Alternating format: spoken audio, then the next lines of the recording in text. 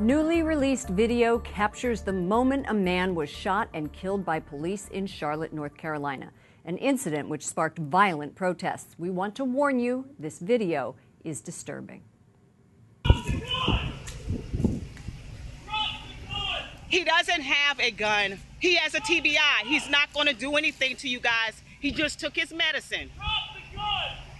Let me get on up here. Keith, don't let them break the windows. Come on out the car. Drop the gun. Keith, don't do it. Drop the gun. Keith, get out the car. Keith, don't you do it. Don't you do it. Keith, don't you do it. Did you shoot him? Did you shoot him? Did you shoot him? He better not be dead. Heath Scott's wife recorded the video. You can hear her saying he has a TBI, meaning a traumatic brain injury. She tells officers he doesn't have a gun, but investigators say he did. Police have not yet released their video of the shooting. And a Tulsa police officer is out on bond after reporting to jail this morning. Officer Betty Shelby is charged with manslaughter for the September 16th shooting and killing of 40-year-old Terrence Crutcher, an unarmed black man. His sister says she won't be satisfied unless Shelby is convicted. We know the history of these cases. We know this is the formality. We know she's been charged, but then we get no convictions. Officer Shelby could face 4 years to life in prison if she's convicted. Reverend Derek McCoy is the National Clergy Center Director at the Center for Urban Renewal and Education.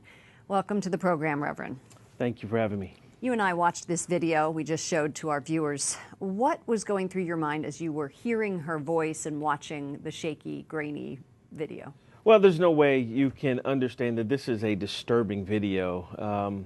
It's challenging, it's heart-wrenching. You're looking at another instance which you see violence and you see this tension between police officers and citizens continue to just be in the forefront of what's going on in our culture here. You speak to Charlotte pastors and have spoken to them about this. Yes. What are they saying and what are they doing? Well, one thing that's the truth of the matter is that over 70% of the people that have actually been arrested since these riots have gone on and have been doing a lot of these disturbing things that the police have taken away are not even from that area. Have they been bussed in? Or they have been bussed in. By the whom? Problem is, well, see, this is the issue. You have this whole issue with Black Lives Matter. You have this issue with other kind of ancillary groups, and unfortunately it's funded by folks like George Soros and others, that they're actually bussing people in to continue to not only where you see a little tension and a little bit of a strike of a fire, but they're just illuminating it and just putting oil and gas on an already volatile situation. And that's the problem.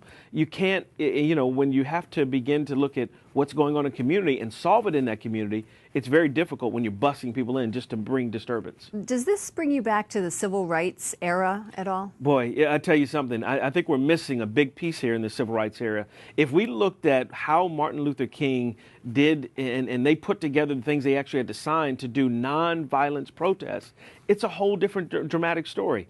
He talked about at the point we're saying, hey, you know what? We don't wrestle against people and fight against people. We fight against principalities and powers, as it says in St. Paul. That's a very dramatically different thing. He also said we don't continue, when we deal with, the only way to combat the forces of evil is really by intense love and agape love. And so you don't see that being talked about in today's protests. And he was just really looking at a whole nother level of how we're fighting this from a Christian perspective, when we're all concerned, but there has to be some values that we insert into this. I think you're absolutely right. Reverend Derek McCoy is the National Clergy Center Director at the Center for Urban Renewal and Education. Thank you for joining us. Thank you.